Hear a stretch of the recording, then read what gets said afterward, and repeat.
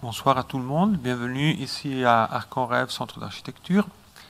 Nous commençons ce soir une série d'interventions publiques, rencontres, colloques qui accompagnent notre exposition Arboretum que vous allez pouvoir visiter déjà ce soir, mais en général jusqu'au 23 janvier 2022. Une exposition conçue, imaginée et réalisée par les équipes d'Arc-en-Rêve sur le thème de l'arbre en architecture. Donc nous avons réfléchi ensemble, donc vous allez trouver dans la galerie blanche d'Arc-en-Rêve un agencement spatial, une série d'exemples qui démontrent les relations réciproques entre architecture et monde végétal au large des siècles, au large des géographies, au large de différentes attitudes par rapport à cet échange. Et dans la phase de conception de ce projet, nous nous sommes dit qu'il était fondamental de tisser des liens avec des acteurs de la vie culturelle, politique, intellectuelle de Bordeaux à travers une série d'actions de collaboration. La première de ces actions, effectivement, s'est produite déjà en juillet de cette année, lorsqu'on a réalisé une conférence entre Philippe Ram, architecte, et Emmanuel Kocha, philosophe, conférence qui aurait dû avoir lieu grâce à, disons, l'hospitalité qui nous avait été offerte au jardin botanique sous un arbre. Et le titre de la conférence était effectivement Arbre à palabre, qui fait référence à une tradition africaine de se réunir dans les villages sous les grands arbres pour donc développer des forums d'échange entre citoyens. Bon, ce soir-là, il pleuvait, donc on a fait un repli un peu triste ici dans l'auditorium d'Arc-en-Rêve. Mais on a trouvé justement en ce moment qu'il était très, pour nous, enrichissant d'ouvrir les conversations avec différents sujets qui travaillent selon différents angles, selon leur propre mission institutionnelle ou leur propre capacité individuelle sur ce thème. Donc j'ai le souvenir, je crois que c'était plutôt en avril de cette année, d'avoir réalisé une incursion dans les bureaux du jardin botanique pour discuter s'il y avait des possibilités effectivement de collaboration, s'il aurait été possible d'installer quelques assises sous un arbre. Et c'est à ce moment-là qu'on s'est rendu compte qu'il fallait absolument qu'on démarre, qu'on commence notre série de conférences avec la personne qui est avec nous ce soir, Philippe Richard, le directeur du jardin botanique. Et je dis ça parce que effectivement, on avait donc commencé à discuter des différents thèmes qui, en ce moment-là, étaient en train d'être travaillés d'une manière très préparatoire de l'exposition.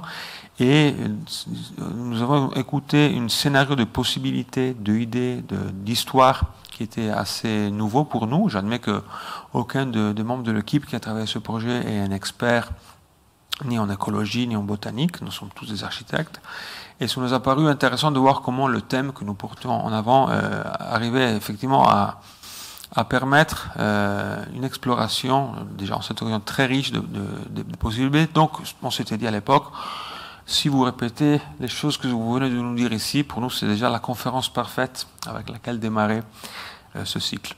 Donc, bon, merci beaucoup, Philippe, pour avoir accepté notre invitation, pour être un peu le premier des intervenants. Vous allez trouver sur notre site toute la séquence d'activités publiques d'ici jusqu'à la fin de l'exposition en janvier 2022.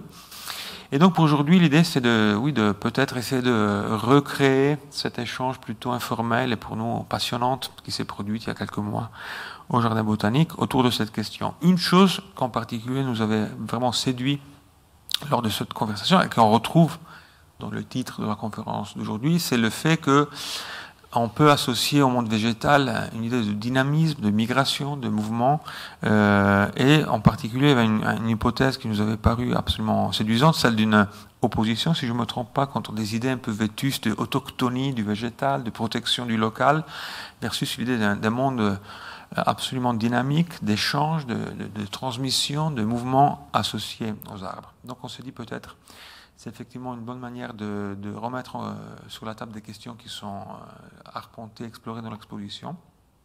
Alors brièvement, j'ai pas l'habitude en général de déployer les CV des invités. Je trouve que je préfère plutôt essayer d'expliquer pourquoi on se passionne aux personnes que nous souhaitons avoir avec nous. Je peux tout simplement vous dire que Philippe Richard est le directeur du Jardin botanique, donc responsable aussi du grand projet qui a permis la transformation d'une parcelle assez importante de la ville de Bordeaux, qui, d'une certaine manière, vous retrouvez aussi dans l'exposition, où il y a certains travaux dans l'exposition qui parlent de la présence des arbres à Bordeaux. Diplômé, on dit diplômé en France, diplômé en biologie et avec un doctorat à l'Université de Rennes en écologie végétale. Mais au-delà de ça, un auteur, un écrivain, un administrateur qui a donc mené avec beaucoup de succès, beaucoup d'enthousiasme, avec des idées absolument brillantissimes ce lieu que pour ceux qui ne connaissent pas, je vous suggère absolument de visiter, surtout maintenant que la saison est encore bonne. Donc merci beaucoup pour avoir accepté d'être ici avec nous ce soir. Et peut-être on peut commencer de la même manière qu'on l'a fait il y a quelques mois, en démarrant avec une première image. Je suis sûr qu'il y a beaucoup d'idées déjà dans cette image que nous pouvons donc discuter ensemble. Merci. Merci Fabrizio pour cet accueil. C'est d'abord de m'inviter ce soir à parler. Merci à vous d'être là pour essuyer les plâtres avec moi, c'est bien. C'était très élogieux tout ça. Enfin, très simplement, ça fait une bonne quarantaine d'années que je fais de la biologie, et donc ça m'a amené à me faire un certain nombre de réflexions qui ont trouvé connexion avec cette exposition ici. Et je voudrais juste vous les faire partager un petit peu. Donc, je vais commencer pendant quelques minutes à commenter les images que vous allez voir, et on pourra après discuter là-dessus si vous voulez. Le titre de ce qu'on va dire est recouvert par la migration des arbres. Bon, ça veut dire, on a choisi les arbres, mais j'aurais très bien pu dire les plantes. Mais parce que l'arbre est plus symbolique aujourd'hui, bon, j'ai choisi ce mot-là. Et ça veut dire que, en fait, pour un grand végétal comme ça, on suppose l'immobilité. Et justement, je ne vais pas vous parler de son immobilité, mais je vais vous parler de sa façon de bouger. Alors d'abord, pourquoi cette photo en premier, cette image? C'est un très vieux chêne millénaire qui se trouve en Bretagne. Et ce qui m'a frappé, et qui est directement en relation avec l'exposition, c'est l'aspect architectural de cet arbre. Alors, c'est pas le premier que je vois, vous non plus, hein, on en a vu d'autres. Celui-ci, simplement, il est d'abord, c'est vrai, extrêmement graphique. Quand on met à part le feuillage et qu'on regarde l'architecture des branches. Mais ce que je voudrais dire à son sujet, c'est qu'il est construit aussi.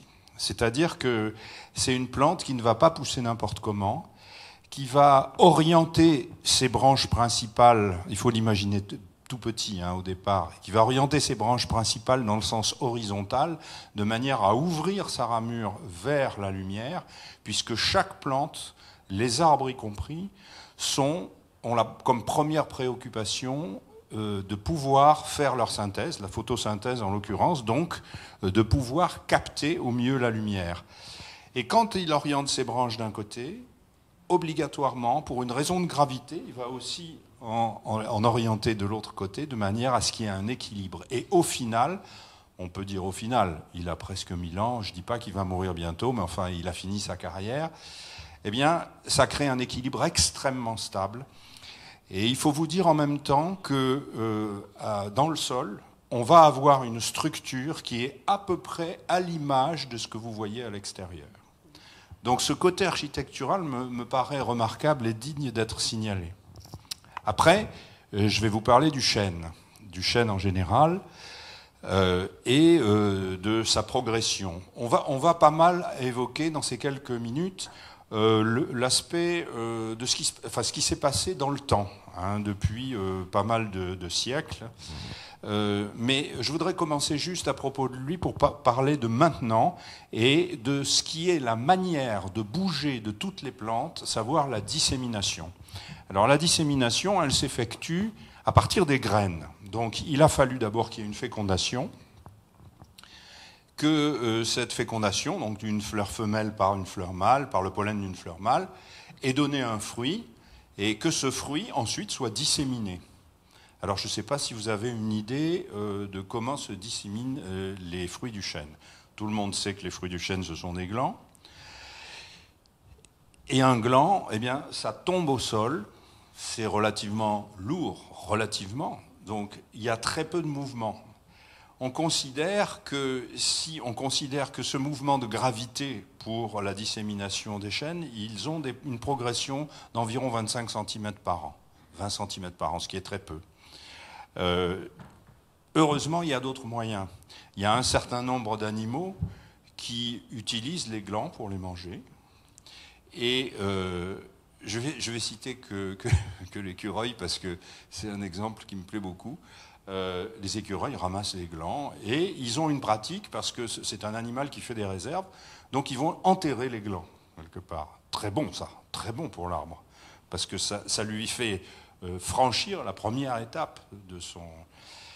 Et figurez-vous que l'écureuil a une très mauvaise mémoire, et que ça vous semble incroyable, mais il ne se souvient pas de l'endroit où il a fait de tous les endroits où il a fait des réserves. Donc, il y a énormément d'endroits qui sont de graines cachées, qui sont cachées par les écureuils et qui sont du coup aptes à pousser. Après, le chêne, il a un système de reproduction très particulier. Le gland qui va germer, il va faire une petite pousse qui fait 10 cm, 12 cm et produire 2 feuilles qu'on appelle les cotylédons, les premiers sortis de la graine. Et cette pousse, en fait, si elle est produite en forêt, elle va attendre des années, juste en développant la racine, mais en ne faisant qu'1 ou 2 mm de pousse chaque année et en produisant seulement 2 feuilles jusqu'à ce que le couvert s'ouvre et que la lumière arrive jusqu'à lui. Alors c'est une manière très intelligente de se conserver, parce que les graines, comme les glands en fait, sont des graines qui sont appétantes pour les animaux, donc ils vont très vite être mangés. Donc la sauvegarde de l'individu, c'est germer. Et on a trouvé aussi une autre façon de se transporter pour le chêne. Ce sont été les populations humaines, en fait, qui consomment les glands depuis le néolithique et même probablement avant. C'est pas très bon si vous avez essayé de goûter. Aujourd'hui, c'est très chargé en tanins, donc c'est amer. Il n'empêche que c'est une source de glucides extrêmement importante. Donc les glands ont voyagé avec l'homme. Et les gens qui les ont portés, probablement pour les manger, en ont essaimé à droite à gauche, et les chênes ont progressé de cette façon. Et comme toutes les plantes, c'est ce qu'on va voir par la suite, il est sensible au climat. Alors on procède, quand on parle de déplacement des plantes, on parle aussi d'aire de répartition, c'est-à-dire que aujourd'hui, si on parle du chêne pédonculé, qui est le chêne de nos régions le plus commun, parce qu'il y en a d'autres des chênes bien sûr, quelle est sa répartition en Europe? Eh bien, là voilà, c'est une aire qui s'étend depuis la pointe ouest de l'Espagne jusqu'à l'Allemagne, et qui monte jusqu'au premier contrefort de la Scandinavie. C'est aujourd'hui, dans cette aire-là, ce qui est représenté en vert, qu'on va trouver le chêne. Ça n'a pas toujours été comme ça. Il y a 10 ou 15 000 ans, on avait du chêne pédonculé seulement au sud. Donc cette progression se fait vers le nord en fonction de plusieurs critères, pas seulement le changement de la température, qui peut lui convenir mieux au fur et à mesure que les années passent vers le nord, mais aussi en fonction de la place libre, du déboisement, de la colonisation humaine. Aujourd'hui, les plantes se déplacent aussi en fonction de l'homme. Un autre exemple, vous avez peut-être reconnu cette fleur, c'est une fleur de magnolia. Alors le magnolia, c'est quelque chose de très spécial, parce que il est très ancien, parce que vous vous imaginez bien que ces espèces, elles ne sont pas toutes nées au même moment. Et si on compte, on ne va pas reculer jusqu'à très loin, mais toutes ces plantes qui ont des fleurs, elles sont en gros apparues au plus tôt à la fin du secondaire, c'est-à-dire il y a environ 65-70 millions d'années, quelquefois un peu plus. Lui, le magnolia, c'est ça, c'est 62 millions d'années à peu près. Ça a été un des premiers, pas le premier, qui a donné cette plante. Et on reconnaît, quand on regarde la fleur, le côté primitif. Ce côté primitif, c'est le grand nombre de pétales, d'étamines et de carpelles. Ça, ce sont les composantes de la partie femelle. Et un nombre indéterminé. Aujourd'hui, les fleurs des plantes, elles ont des nombres très précis, d'étamines, etc. Ça, c'est un facteur d'évolution. Donc, le nombre indéterminé de ces organes, ça veut dire que c'est une plante primitive. Mais surtout, climatiquement, ce qui est intéressant, c'est de savoir que, à une certaine époque, donc au tertiaire, le magnolia, on va voir pourquoi après, couvrait à peu près tout l'hémisphère nord. Tout l'hémisphère nord en dessous du cercle polaire et jusqu'aux régions tropicales. Plutôt donc dans les régions tempérées. Et puis aujourd'hui, on ne le retrouve que dans une région particulière qui est cette région des États-Unis. Alors, qu'est-ce qui s'est passé entre-temps ? Alors d'abord, pourquoi y en avait-il partout ? Ce qu'il faut se dire et savoir, et ça sera valable pour tout un tas de plantes, je vous passe l'évolution depuis le Permien, et je vais tout de suite au Tertiaire ici. On a des continents qui sont encore rapprochés avant d'arriver à ce qu'ils sont aujourd'hui. C'est-à-dire, vous savez que la théorie de Wegener, c'est que les continents s'éloignent. Voilà. Donc ici, les continents étaient rapprochés, donc l'homogénéité des flores était plus grande. Surtout qu'à cette époque-là, on avait un climat qui était un peu plus uniforme et un peu plus chaud sur tout l'hémisphère nord. Et ensuite, nous avons eu une période, il y a à partir de 120 000 ans jusqu'à il y a 10 000 ans, avec une alternance de glaciations. Ces glaciations successives, il y en a eu 4, elles ont fractionné les milieux dans lesquels vivent les plantes. Donc on a vu régresser un certain nombre d'espèces, comme le magnolia, pour finir aujourd'hui par être juste dans des régions refuges, comme ici, dans l'est des États-Unis. C'est à peu près la même chose. On parle des arbres parce que c'est plus facile pour tout ce genre de plantes. Alors, qu'est-ce qui s'est passé au niveau climatique ? Eh bien, si on regarde d'abord au plus ancien, ici on a le départ du tertiaire, vous voyez, ça s'appelle le Paléocène, c'est il y a 65 millions d'années, et vous avez en vert l'échelle des températures. Alors peu importe l'échelle, suivons juste la courbe. Vous avez, comme vous pouvez le constater, d'assez grands changements. Ici, on a une température moyenne, ici avec une élévation. Vous voyez qu'ici, il y a un événement particulier, ça fait une pointe. Et puis, une élévation générale, ça s'appelle l'optimum de l'Éocène, parce que là, il y a eu un climat tropical dans nos régions. Il s'agit de nos régions, en fait. Et ensuite, une descente continue jusqu'à une glaciation, et ce qui arrive, je passe les étapes, au quaternaire, une oscillation extrêmement importante de ces variables climatiques avec une baisse de la température. Qu'est-ce qui s'est passé ici ? Je voudrais juste revenir là-dessus. On attribue cette montée du climat, du volcanisme, et au moment où se sont ouvertes les fosses marines dans l'océan Atlantique.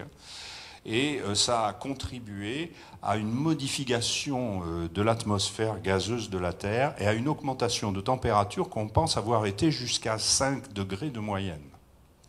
On pourra reparler un petit peu tout à l'heure de ces histoires de changement de climat, si vous voulez bien. Mais ça s'est produit et ça a créé, donc, à l'Éocène, une période où il y avait uniformément dans les régions tempérées d'aujourd'hui de l'hémisphère nord une température extrêmement douce. Donc il y a tout un tas d'espèces, comme le magnolia que nous venons de voir, qui en ont profité. On peut dire ça aujourd'hui parce que, peut-être ne le savez-vous pas, mais nous avons trouvé des pollens de ce même magnolia dont vous avez vu la photo dans des couches tourbeuses des Pyrénées orientales. Donc on a d'autres endroits en Europe où on a trouvé des pollens de cet arbre, ce qui nous confirme cette répartition homogène sur toute cette série des continents de l'hémisphère nord. Et alors ça, je suis assez content de vous présenter ça parce que ça nous touche de près. Évidemment, vous allez me dire, ce caillou, ça ressemble pas à grand-chose. Non, peut-être pas, effectivement, mais ce qui est imprimé dans le caillou, c'est extrêmement précieux. Ça date maintenant, ça fait 20 millions d'années, c'est une feuille de vigne. Alors, une vigne qui n'est pas exactement celle qui donne aujourd'hui le raisin qui fait le vin, mais très proche quand même. Et on a retrouvé ça dans la Marne, dans un village qui s'appelle Cézanne. Donc, c'est la raison de son nom, elle s'appelle Vitis caesanensis. Ce qui prouve qu'à cette époque-là, on avait un climat qui a ensuite été, extrêmement changé par les glaciations. Les vignes qui peuplaient différentes régions de notre proximité, à ce moment-là, ont disparu avec ces changements. Elles se sont réfugiées dans des endroits qu'on retrouve beaucoup plus loin à l'est, du côté du Caucase. Et il a fallu attendre donc la fin des glaciations et peu à peu une lente évolution pour qu'elles regagnent le terrain perdu et qu'on retrouve des vignes sauvages, celle-ci ou une autre, en Europe de l'Ouest. Donc toutes les plantes, un jour ou l'autre, ont voyagé. Elles ont toutes, que ce soit par leur dissémination ou que ce soit par l'évolution climatique, elles ont toutes bougé. Et ce qu'il faut savoir et ce qu'il faut voir, c'est que ces mouvements sont absolument universels pour toutes les plantes. Donc l'immobilité qu'on se figure quand on parle du règne végétal, elle n'est pas si évidente que ça. Lui, par exemple, depuis combien de temps a-t-on des châtaigniers dans notre paysage? Je ne vais pas vous poser la question, enfin si quelqu'un le sait, il peut me le dire, mais je vais quand même plutôt vous le dire. Le châtaignier, on le retrouve, on commence à le retrouver, j'ai bien dit retrouver, alors vous allez comprendre pourquoi, dans nos régions, le Haut Moyen-Âge, juste après le déclin de l'Empire romain. En fait, on s'est aperçu que on avait des châtaigniers, on retrouve des pollens de châtaigniers en Dordogne il y a 4000 ans exactement. Donc, il y avait du châtaignier. Après, on a eu des aléas climatiques qui l'ont fait reculer, probablement aussi une fermeture du milieu, et il est revenu à ces périodes-là parce que les défrichements ont permis à ce que cette espèce gagne des espaces qui étaient fermés pour elle autrement, par d'autres forêts, et aussi parce qu'il a été, je dirais presque cultivé par l'homme, c'est-à-dire que l'homme qui consommait ses fruits a eu l'occasion d'en mettre dans la poche et d'en jeter à quelques endroits, ce qui fait que c'est un peu comme ça qu'on a des régions dans notre proximité en France où aujourd'hui la culture de la châtaigne est restée une tradition. C'est très impressionnant. Alors c'est vrai qu'il y a la Dordogne, mais je pense aux Cévennes où là, le châtaignier a véritablement permis l'implantation humaine. Les Cévennes, il y a 2000 ans, c'était une forêt vierge. Et c'est d'abord la création de clairières par des moines qui ont commencé à cultiver, l'installation du châtaignier qui a permis que les gens puissent habiter. Le châtaignier, il a une propriété extrêmement intéressante, c'est que la graine se conserve extrêmement bien, dans une condition particulière. Vous n'auriez jamais idée de faire ça, mais vous pourrez essayer si vous voulez. On s'est aperçu depuis extrêmement longtemps qu'on conservait bien la châtaigne, alors sortie de sa bogue, hein, mais avec l'enveloppe quand même, dans du sable humide. Il faut l'enterrer dans du sable humide. Et la graine se conserve. Alors elle se conserve pour la nourriture, elle se conserve pour être ressemée. Il y a des trucs comme ça qui ont permis à ces espèces de gagner les espaces dans les régions que nous habitons aujourd'hui. Encore une autre qu'on connaît bien. Alors lui, on va le trouver même après les glaciations dans des zones refuges jusque dans le sud de l'Europe, dans le sud de l'Espagne, en Grèce. On va trouver ce noyer, mais il n'y en a pas chez nous. Pas de noyer. Alors qu'on pense, quand on voit un noyer ici, qu'il a toujours été là. Pas du tout. Il va falloir attendre le XVe siècle pour voir revenir les noyers d'une façon, vraiment abondante. Avant cela, il y en a quelques exemplaires par-ci par-là, mais c'est tout. Donc ces plantes les plantes qui sont acclimatées dans nos régions depuis très longtemps, on les appelle des archéophytes, nous. Et les plantes qui sont acclimatées depuis une période récente, alors ça fait la charnière. On dit 15e siècle. Avant le 15e siècle, ce sont des archéophytes, donc des plantes acclimatées depuis longtemps. Après le 15e siècle, ce sont des plantes acclimatées récemment, et elles, on les appelle des néophytes. D'où le mot qui est employé dans son extension pour l'homme, en fait. Donc c'est aussi une histoire de voyage avec le noyer, aussi une histoire intéressante de ce côté-là. Et lui aussi, il est très intéressant. Parce que, évidemment, j'ai fait une gradation toujours plus récente. Et cette plante qu'on croit implantée en Méditerranée depuis toujours, mais alors franchement pas du tout. C'est vraiment très récent, enfin relativement récent, si vous me permettez ça. Alors d'abord, le citronnier n'existe pas à l'état naturel. Le citronnier, c'est à l'origine une hybridation entre un oranger qu'on appelle le bigaradier et un pamplemousse. Un vrai pamplemousse, hein, pas un pomelo, c'est-à-dire pas ceux qu'on trouve dans les supermarchés aujourd'hui. Et c'est cette hybridation qui peut-être a été naturelle, peut-être a été forcée par l'homme, qui s'est produit dans le fond du bassin méditerranéen, que le citronnier est né. En fait, les deux plantes qui sont ses parents, elles ont voyagé depuis la Chine jusqu'au Moyen-Orient. Alors on voyageait comment? Ne me le demandez pas trop, je ne sais pas, mais on peut faire des suppositions, les caravanes, parce que c'est très très vieux. Hein. On sait, ça fait 2000 ans, voilà. Le citronnier, il est chez nous depuis 2000 ans, donc c'est quand même relativement récent. Hein. Et on a des apports qui se sont produits comme ça au cours du temps, et qui sont quand même très emblématiques de ce que nous avons dans notre environnement végétal aujourd'hui. Ça, c'est juste pour montrer que, globalement, la température, voilà, on est en 1850 au début du graphe, hein, avec des variations, effectivement, a tendance à augmenter. Alors, ce sont des mesures qui sont faites à un stade très global, hein, vous pouvez le voir.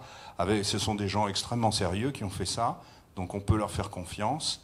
Et effectivement, on a un début d'augmentation qui commence avec la société industrielle et une accélération forte qui commence avec l'époque actuelle. On a aussi des phénomènes de refroidissement qu'on appelle des petits âges glaciaires, parce que pendant un temps déterminé, comme ça, ces quelques années, on retrouve des températures exceptionnellement froides par rapport à ce qu'il y avait avant et à ce qu'il y aura après.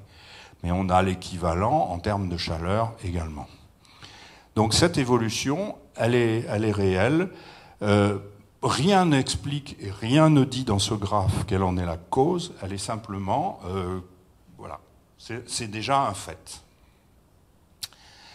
On a, toujours pour ces histoires de voyage, on a, ici c'est l'INRAE, on a imaginé des évolutions de la végétation forestière.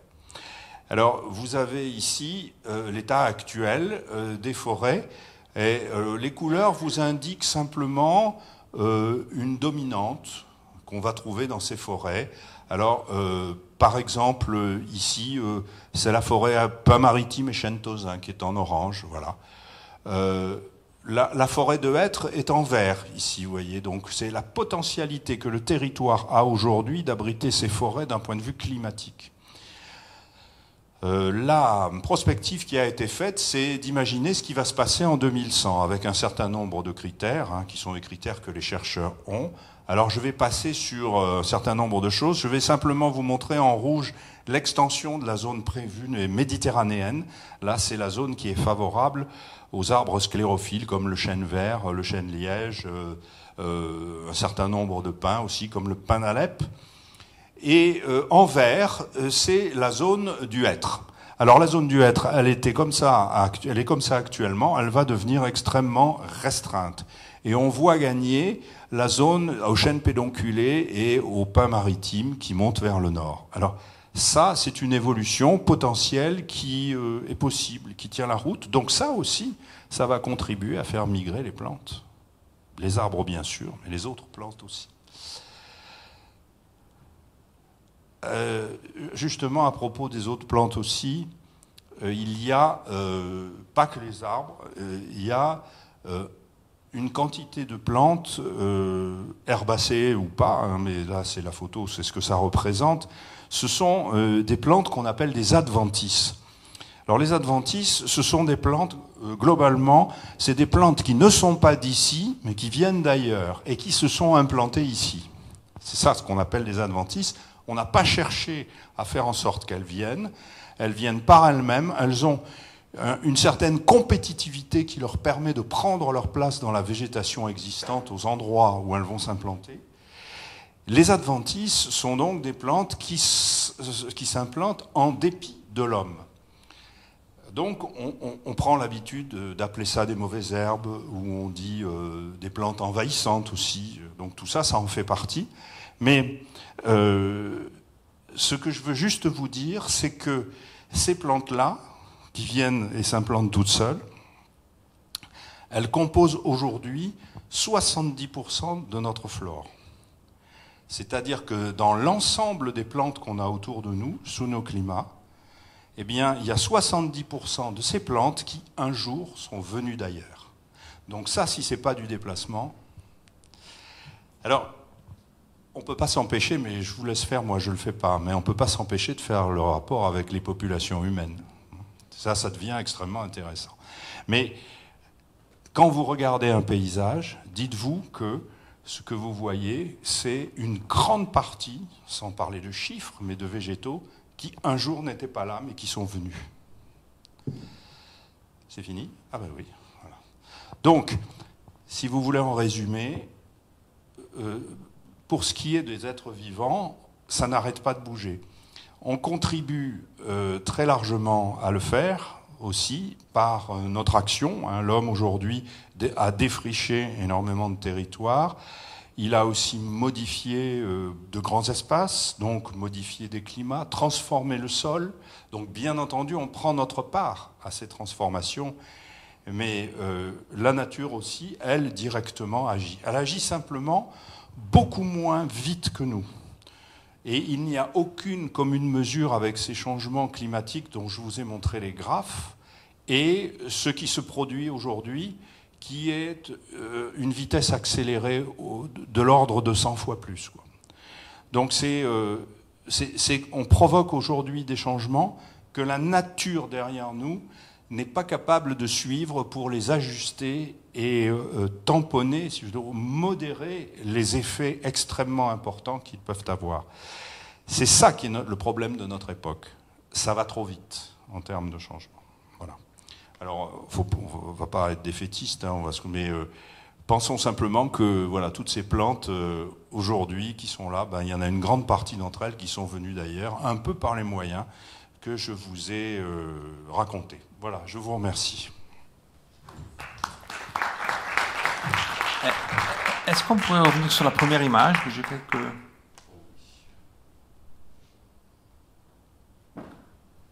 Parce que dans l'image, il y a une chose qui me fascine, donc ces supports, j'imagine c'est du béton ou du bois peut-être, pour aider l'arbre à ne pas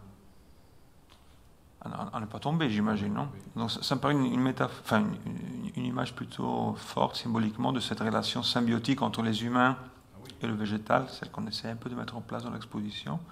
Et dans plusieurs des exemples qui ont été présentés ce soir, l'action humaine a été fondamentale, effectivement, soit pour hybrider des agrumes et obtenir des plantes qui n'existent pas. Si j'ai pas une mauvaise mémoire d'agronome, si je ne me trompe pas, les milliers d'espèces d'agrumes disponibles sont toutes issues de 4 ou 5 espèces originales sauvages.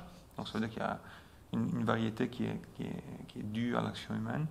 Et beaucoup des exemples qu'on a vus aujourd'hui sont de cette relation, effectivement, de transfert, d'expertise, j'imagine aussi de erreurs, d'accidents.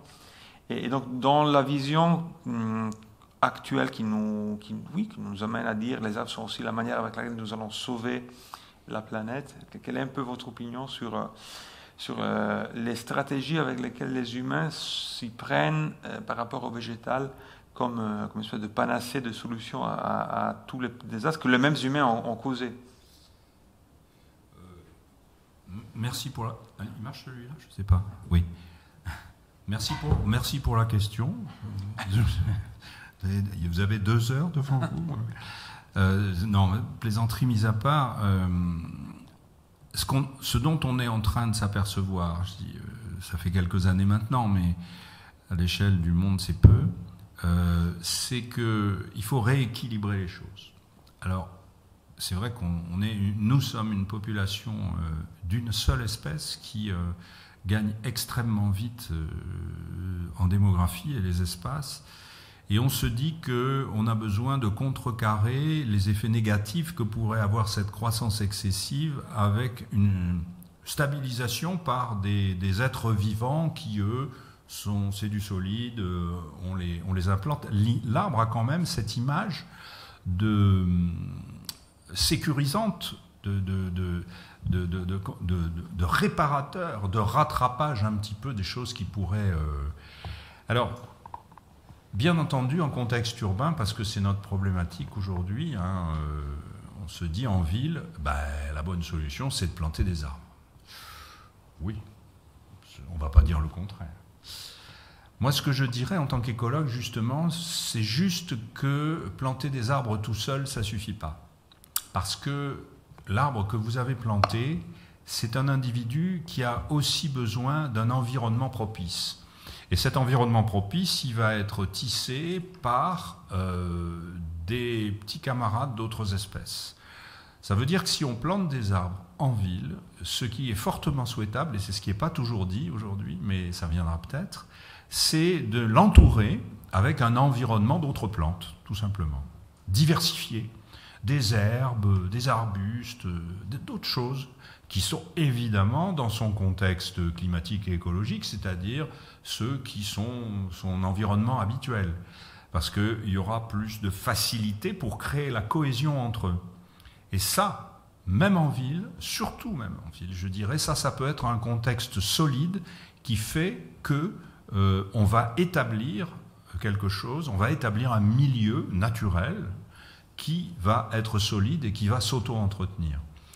Alors, il y a cette petite idée, vous en avez entendu parler là en ce moment, qui fait le fruit d'expérimentations, qui sont ces micro-forêts urbaines. Là, on en a implanté quelques-unes, il y en a déjà à Bordeaux, une. C'est pas une mauvaise idée du tout, ça, parce que c'est exactement la concrétisation de ce que je viens de vous dire. Après, ce qu'il faut travailler, c'est une surface qui est suffisamment importante pour que cet équilibre puisse tenir. Et ça, nous, on a un peu étudié la question au jardin botanique, puisqu'on a implanté artificiellement 11 milieux naturels qui sont en équilibre aujourd'hui. Donc cette dimension minimum est extrêmement importante. Donc un arbre, un banc, un petit bout de pelouse, c'est bien, c'est joli, mais c'est pas efficace dans ville en termes d'amélioration de la qualité de vie, du contexte, etc. Il faut en faire un petit peu plus. Alors c'est pas toujours facile parce qu'en contexte urbain un peu serré, on a du mal pour faire ça, mais la voie elle est quand même là, quoi. Alors des arbres, d'accord, pas tout seul. Mon avis. Mais justement, quand on a eu le colloque en juillet, le philosophe Emmanuel Koch, qui a étudié comme jeune étudiant dans une école d'agronomie, nous expliquait qu'il y a eu, selon lui, un changement de paradigme dans la biologie, dans les sciences, où si précédemment les modèles venaient principalement de la zoologie, donc d'une idée de concurrence, de compétition, de proie et prédateur, donc où le vivant animal est plutôt dans cette dimension de concurrence assez acharnée. Les nouvelles connaissances par rapport au monde végétal, donc on parle de arbres qui communiquent entre eux, enfin, il y a tout un nouveau champ assez récent de découvertes autour des arbres, mène à changer de paradigme de la biologie qui voit plutôt dans la collaboration, la cohabitation, la symbiose, des nouveaux modèles à comprendre pour aussi nous donner des pistes. Pour nous. Est-ce que vous êtes d'accord avec cette interprétation ? Quand on nous dit que les champignons permettent aux arbres de parler entre eux, quand on nous dit que les arbres ont une intelligence qui permet de reconnaître les forces, c'est toute une nouvelle vision du végétal qui est beaucoup plus, effectivement, complexe, moins statique et moins muet de ce qu'on s'imaginait. Alors, moi, je suis tout à fait dans cette direction-là, d'autant plus que je ne vous ai pas parlé du tout, depuis le début, de quelque chose de très important qui est le sol. Puisque c'est le milieu dans lequel les plantes, donc les arbres, vont puiser ce qui leur est nécessaire, en plus de l'énergie lumineuse et des gaz, pour pouvoir vivre. Et dans le sol, il y a du monde. Là, il y a énormément d'êtres vivants, il y a des bactéries, il y a des champignons, il y a des êtres vivants macroscopiques aussi. Et tout cet ensemble forme un équilibre. Il y a forcément compétition toujours, puisque les uns sont mangés par les autres, très bien. Mais la dominante n'est pas la compétition, c'est la collaboration. Alors je ne sais pas si les arbres se parlent entre eux par l'intermédiaire des champignons. Ce que je peux vous dire, c'est qu'il y a des médiateurs chimiques qui passent effectivement par les mycéliums des champignons et qui vont de racine en racine. Ça c'est vrai, ça c'est sûr. Alors je ne sais pas si ça constitue un langage, ça peut rester simplement un enchaînement de relations chimiques, mais n'empêche, ça existe. Je pense qu'on ira beaucoup plus loin, parce que je vais quand même vous raconter un truc là, je ne sais pas ça depuis longtemps, et d'ailleurs les recherches commencent, hein, et ça m'a vraiment beaucoup étonné. On a fait des analyses génétiques sur un arbre qui ressemble à celui-là, c'est-à-dire un arbre qui est ancien et avec une grande ampleur. Et le génome prélevé dans les feuilles qui sont de ce côté, eh ben, n'est pas le même que celui dans les feuilles de l'autre côté. Et on est censé avoir affaire au même individu qui est issu d'une seule graine au départ. Bon. Alors, les modifications, elles ne sont pas d'ordre fondamental, mais il y en a. Comment se fait-il que le génotype n'est pas le même dans une partie de l'arbre que dans l'autre? Pardon?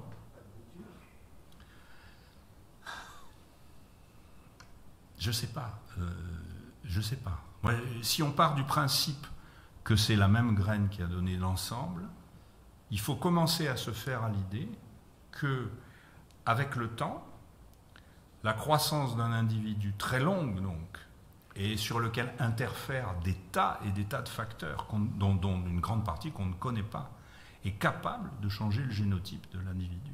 Pourquoi pas? Pourquoi pas?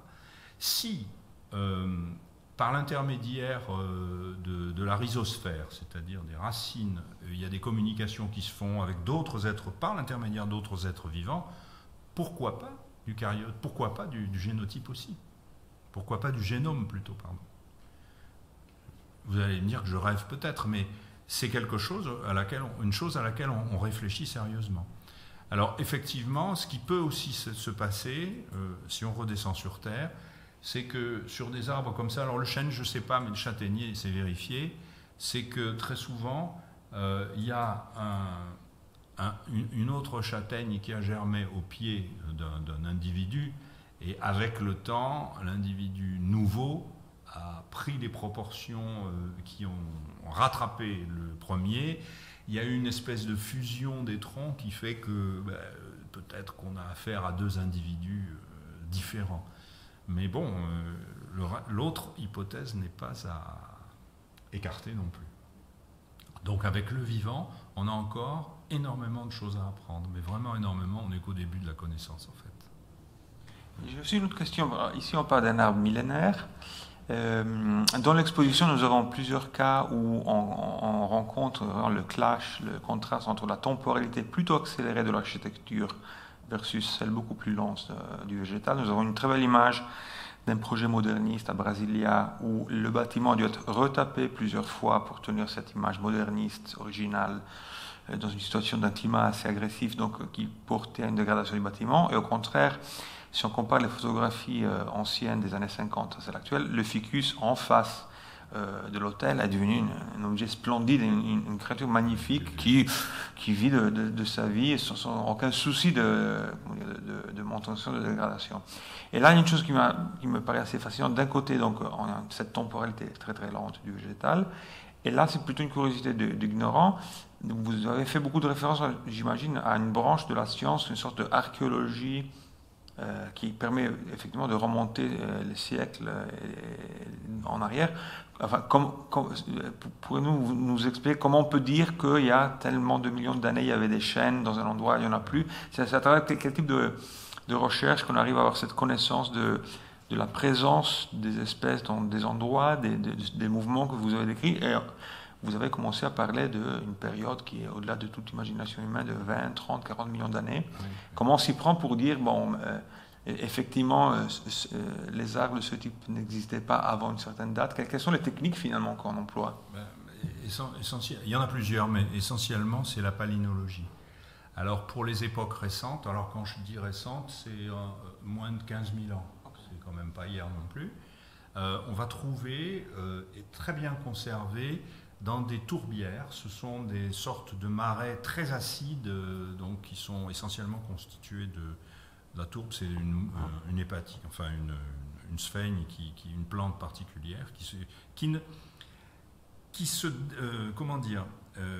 se décompose pas, qui ne pourrit pas, mais qui vieillit en fait dans ces milieux très humides et qui ne change peu. Donc dans ces couches, on va retrouver les pollens qui ont voyagé, qui sont tombés là. Voilà. Donc, et en analysant ces pollens, on arrive assez bien à savoir quelle était la végétation à l'époque, et comme on peut dater les couches, on peut savoir de quelle époque ça date. Après, pour le plus ancien, on remplace la tourbe par d'autres couches géologiques qui ont conservé les pollens. C'est peut-être des marnes, dans certaines roches, pas métamorphiques, hein, parce qu'elles ont chauffé, alors là ça va pas, mais dans des roches sédimentaires, on peut trouver des pollens qui permettent aussi de voir ces choses-là.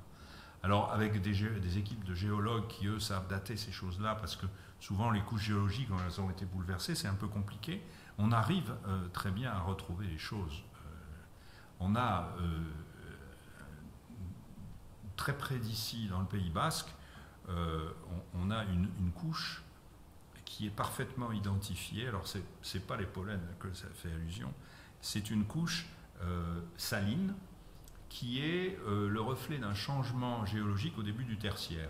Et cette couche saline, qui est très peu épaisse, elle a des résurgences. C'est ce qui donne les eaux salées de Salis de Béarn, si ça vous dit quelque chose. Et on va les retrouver sous la couche. Et figurez-vous que l'homme a tout de suite remarqué cette particularité, parce que pour avoir l'AOP jambon de Bayonne, il faut saler le jambon avec ce sel-là, et non pas du sel de mer. Donc je prends juste cette anecdote pour vous dire que les couches géologiques, on sait les reconnaître parfaitement bien, les identifier et savoir ce qu'il y a dedans. Voilà. Donc c'est aussi une source de connaissances pour évaluer les végétations qui ont eu lieu. Alors il y en a une dernière, enfin il y en a sûrement d'autres que j'oublie, mais il y en a une dernière.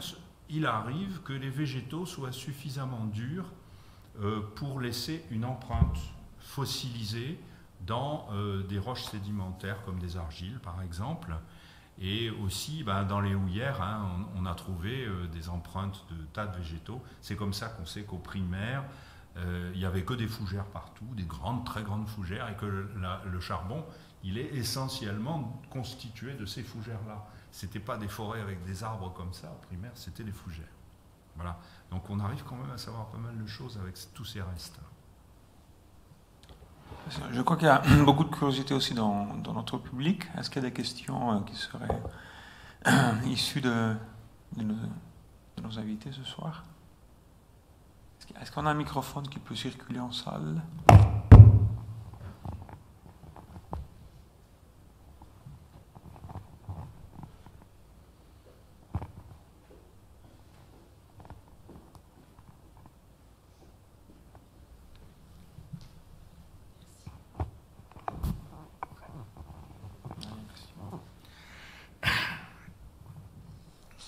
Je me demandais, j'ai vu une image en haut dans l'exposition, j'en avais parlé avec M. Gaglianti, un arbre qui a grandi très rapidement.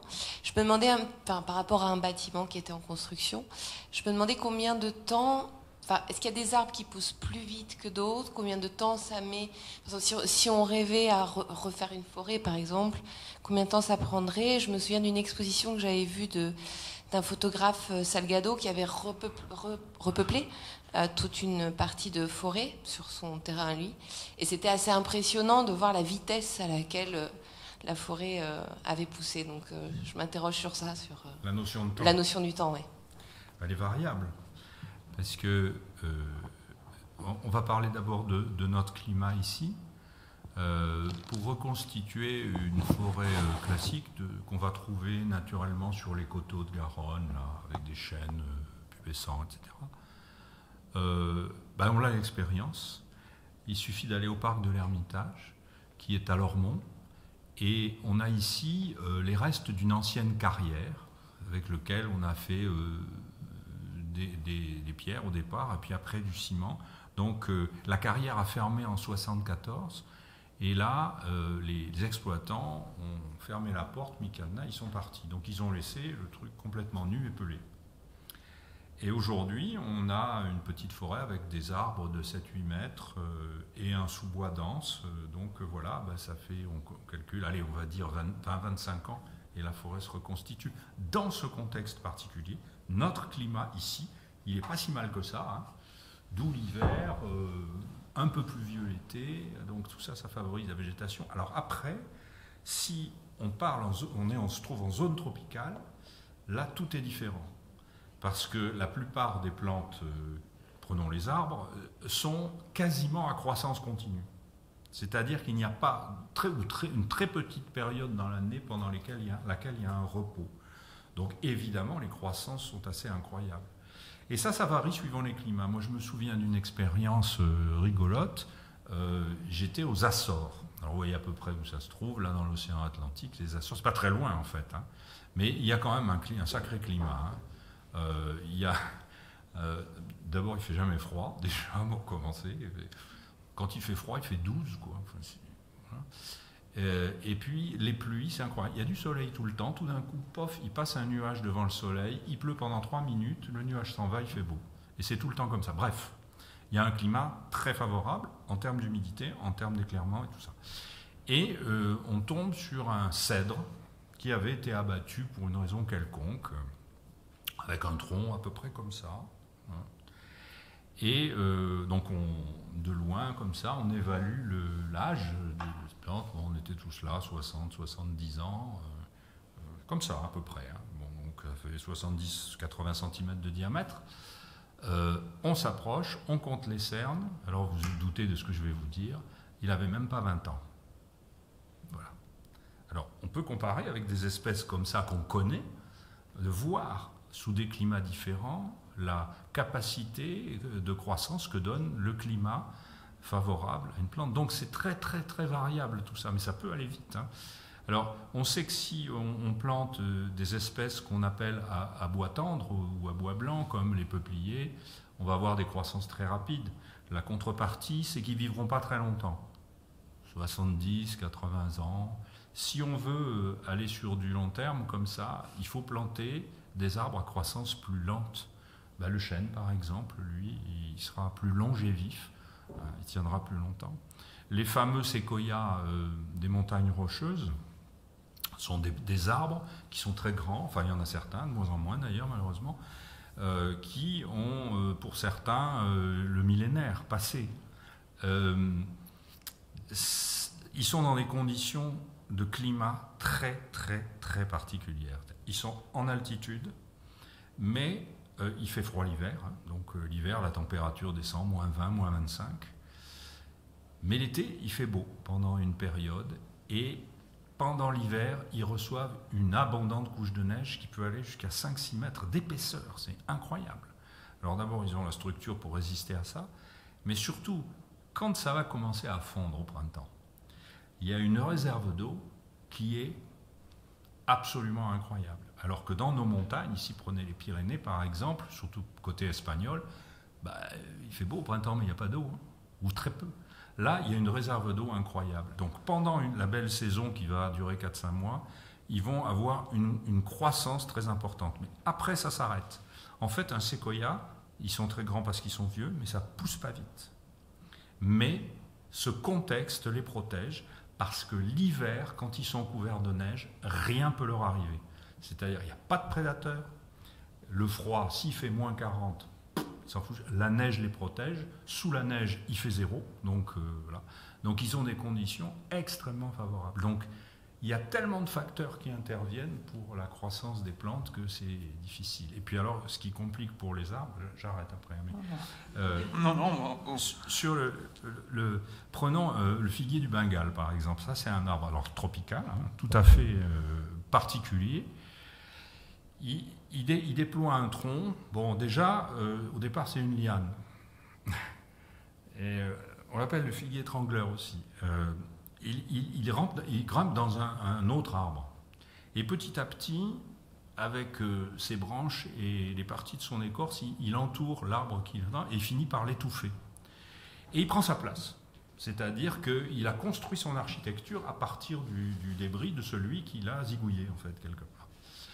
Une fois qu'il commence à pousser, il fait comme lui, c'est-à-dire qu'il y a des branches qui vont partir à l'horizontale parce que c'est un peu une structure imposée pour un arbre qui a des grandes dimensions. Mais lui, il a un processus supplémentaire d'aide à la croissance, c'est qu'il va à certains nœuds de ces grandes branches charpentières, il va produire, quand elles sont encore jeunes, il va produire des racines. Des racines échasses qui vont aller jusqu'au sol. Et une fois qu'elles vont toucher le sol, elles vont faire un faisceau de racines et s'implanter. On a des petites forêts en Inde qui sont faites d'un seul arbre. Alors quand on compte les troncs, il y en a 200 ou 300, donc on se dit, non, c'est le même arbre en fait. Mais au départ, c'était un seul arbre. Donc ça aussi, c'est un phénomène de croissance qui rend les choses, qui transforme la réalité, quoi. On n'a pas... Est-ce qu'il y a des autres questions? Parce que moi, j'en ai beaucoup encore. Ah, il y en a une ici. Oui, pour prolonger sur les critères de choix des arbres en ville, est-ce que aujourd'hui, plus qu'hier, les questions de performance environnementale, notamment par rapport au CO2, sont prises en compte pour le choix des plantations? Et question complémentaire, est-ce qu'il est vrai que, par exemple, le Paulownia est un arbre super écologique, entre guillemets? Ça, c'est une première question. La deuxième, pour rebondir sur une interview de vous que j'ai lue il y a quelques semaines, je crois, en amont de cette expo, me semble-t-il, c'était comment se fait-il qu'un palmier puisse devenir un arbre emblématique de Bordeaux? Ça fait beaucoup, je vais essayer de me rappeler. La capacité d'absorption du CO2, elle est relative à la production de la biomasse. C'est-à-dire, plus la plante fabrique de feuilles, en fait, on branche aussi, mais surtout de feuilles, plus elle va être capable d'accepter du dioxyde de carbone. Après, c'est facteur du climat, parce qu'il est évident qu'à Stockholm, la même plante, si c'est un platane, par exemple, ça ne va pas faire grand-chose, parce qu'il va être efficace pendant 2 mois, quoi. Tandis que si le même il pousse à Marseille, il est efficace pendant 11 mois, et là, évidemment, il va absorber plus de carbone. Donc ça dépend de ça. Après, comme le Paulownia auquel tu as fait allusion, il y a la taille des feuilles, parce que le Paulownia fait des grosses feuilles, comme ça. Et en plus, quand il est très jeune, elles sont encore plus grosses. Il est tout de suite capable d'absorber une plus grande quantité. C'est pour ça qu'on dit qu'il est de Coulomb. C'est qu'une question de quantité, en fait. Autrement, il n'est pas meilleur que les autres. Oui, c'est ça, en termes de quantité. Et la dernière, c'était le palmier. Alors, comme on le disait l'autre jour, le palmier n'est pas un arbre. Le palmier est une herbe. Je sais que c'est choquant, c'est comme ça. Alors pourquoi? Qu'est-ce qui fait qu'une plante est une herbe déjà? Une herbe, c'est une plante qui ne fait pas de bois et qui ne va pas se développer en diamètre, ni arbuste, ni arbre, rien de ce genre. C'est une plante dont la croissance est uniquement en hauteur, parce que cette plante n'a qu'un seul bourgeon, un bourgeon terminal en haut de la tige. Ces plantes comme ça s'appellent les monocotylédones. Ça, c'est un terme qu'on a tous entendu à l'école, donc on se souvient absolument plus ce que ça veut dire, mais on l'a entendu. Donc c'est ça, ce bourgeon unique fait que même s'il a une structure un peu dure, en fait ce sont des sclérenchymes, ce sont des substances qui durcissent la tige de manière à ce que les vaisseaux qui conduisent la sève ne soient pas écrasés, parce qu'il va quand même pousser assez haut, le palmier, mais il ne fait pas de bois. Donc, ça n'est pas un arbre. Et il n'y a qu'un seul bourgeon.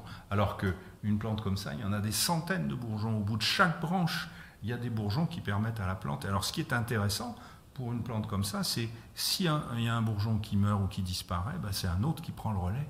Et ils se remplacent les uns les autres et ça pousse dans d'autres directions, mais il y a toujours une solution. Alors qu'une plante qui n'a qu'un bourgeon, si le bourgeon disparaît, voilà. C'est pour ça que ça fait tant de peine à nos amis méditerranéens, là, le fameux, la bestiole, là, le charançon du palmier, parce que le charançon, il n'a qu'une envie, c'est s'installer dans le bourgeon. Donc, le papillon pond dans le bourgeon pour élever sa larve. Et au bout d'un moment, la larve va bouffer tout le bourgeon. Et là, la plante est morte. Même si le palmier a 200 ans, c'est pareil. Voilà. La question est, est-il possible de concevoir un palmier comme un symbole de Bordeaux? Ah oui. Je ne sais pas. Ce qui est sûr, il y a les palmiers qu'on trouve à Bordeaux en abondance, le Trachycarpus fortunei, le palmier à chanvre, qui a cette bourre noire sur le tronc, il a une histoire avec Bordeaux, puisque quand il a été découvert en Chine dans les années 1850 par un Anglais, qui d'ailleurs a un autre mérite, c'est celui d'avoir volé le thé aux Chinois pour l'implanter en Inde. C'était une sacrée aventure. C'était vraiment un vol, hein, c'est pas l'histoire d'aujourd'hui. Il a aussi ramené ça, et il en a envoyé à quelques-uns de ses correspondants en Europe. Il en avait envoyé à Kew en Angleterre, parce qu'il y avait un grand jardin botanique là. Et puis il en a envoyé au Muséum à Paris. Et du Muséum à Paris, ça s'est diffusé au jardin botanique de Montpellier, à Bordeaux. Et il se trouve que dans tous ces endroits où il a été diffusé en Europe, parmi tous ces endroits, celui probablement où il a le mieux fonctionné en termes d'adaptation, de germination, etc., c'est ici. Et ici, effectivement, il suffit de jeter les graines par terre de ce palmier qui vient de Chine centrale. Hein. Et il suffit de jeter les graines par terre et ça pousse. Donc c'est la raison pour laquelle il est devenu un élément de décoration, en particulier quand il est très jeune. Les gens les plantaient devant leur maison, dans des endroits qu'on appelait la corbeille tropicale, parce qu'ils mettaient aussi d'autres plantes qu'on venait de découvrir et qu'on ramenait du Nouveau Monde. Donc ça faisait un espèce de machin. Et le palmier trônait au milieu, mais il était petit. Hein, mais il déployait ses palmes comme ça faisait joli, ça faisait exotique, quoi. Et puis la corbeille tropicale, elle a vécu. Les propriétaires ont peut-être changé aussi. Mais le palmier, lui, est resté. C'est pour ça que devant plein de maisons de Bordeaux, on a cette espèce de machin qui est un vestige de cette façon de cultiver du 19e siècle. Alors, ouais, il a quand même un rapport avec Bordeaux, oui. C'est un peu le nôtre. Et pour en revenir à ça, dans la phase de recherche de notre exposition, nous avions découvert l'existence d'un jardin d'acclimatation dont nous n'avons pas vraiment pu identifier la localisation exacte, pas loin de l'aéroport, qui a été très actif ici à Bordeaux au 19e siècle. Ouais. Donc toute cette question de l'acclimatation, importation de plantes, effectivement ces modes de tropicalistes exotiques ont été très puissantes pendant une très longue époque. Et ça, c'est un peu terminé, j'imagine, comme type d'attitude. Oui, parce que... Et aussi, à quel point une plante acclimatée devient locale. À quel moment un immigré devient bordelais, un immigré végétal devient finalement, comme dans le cas du palmier, devient finalement un local. C'est comme pour les gens, c'est pareil. C'est la propriété en question, proche de l'aéroport, elle s'appelle Catros-Giron, du nom de son propriétaire de l'époque, qui est un monsieur qui faisait du commerce et qui a beaucoup travaillé avec le Nouveau Monde, en Amérique du Nord, et qui était passionné par les plantes. Donc il ramenait, il plantait. Donc ça a créé cette... mais ils ont été très nombreux dans cette fin du 19e à faire ça, un peu partout en Europe. Donc il s'est trouvé ces modes d'exotisme, en fait, parce qu'il y a des gens qui ramenaient des choses. Et ça a été l'âge d'or de l'horticulture, en fait, parce que du coup, on a beaucoup travaillé les boutures, la multiplication végétative, les greffes, les choses comme ça. Et donc, on a appris à faire des tas de choses, des savoirs qui sont un peu perdus aujourd'hui, malheureusement. Et aujourd'hui, on transporte les plantes en appart-avion, donc les approvisionnements se font, sans transition. C'est-à-dire que on connaît l'existence de plantes qui pourraient devenir ornementales chez nous parce qu'elles sont déjà vendues au Japon, aux États-Unis, etc. Donc on trouve les créneaux d'approvisionnement et on les importe déjà toutes faites. Mais on saute la phase acclimatation, c'est-à-dire qu'on ne se préoccupe plus de savoir si ça va pousser et de savoir comment on peut les faire pousser, etc. On les va les chercher, on les vend. Et débrouillez-vous. J'ai vu, moi, alors des notices de culture rédigées en anglais, où visiblement, c'est franchement pas ici qu'elle avait été rédigée, la notice. Hein. C'était peut-être quelque part en Corée, où donc les climats qui sont absolument pas les nôtres. Mais voilà, donc le type il disait que ben, la plante, elle poussait vachement bien dehors, tout ça. Chez lui, c'est tropical, donc voilà, mais ici... ça ne marche pas. Donc on a changé de façon de faire. Voilà, c'est tout. Cette phase d'acclimatation n'existe plus. Les jardins botaniques étaient des endroits dans lesquels on acclimatait aussi. C'est vrai que ça se faisait chez les privés qui avaient envie ou les moyens, mais ça se faisait dans les jardins botaniques. Et donc nous, on a changé de vocation parce qu'on a aussi perdu cette capacité à faire les choses. Ce qu'on a gardé, nous, un peu, c'est le savoir-faire quand même. Donc on a un peu de savoir sur les façons de faire pousser les choses. Voilà. Est-ce que les plantes qui arrivent en Europe font de la quarantaine? Pas assez. Parce que, alors c'est très compliqué parce que... Pour éviter parasites, virus, enfin, est-ce qu'il y a une phase de... Franchement non. Au départ dans le pays, un exportateur de plantes doit...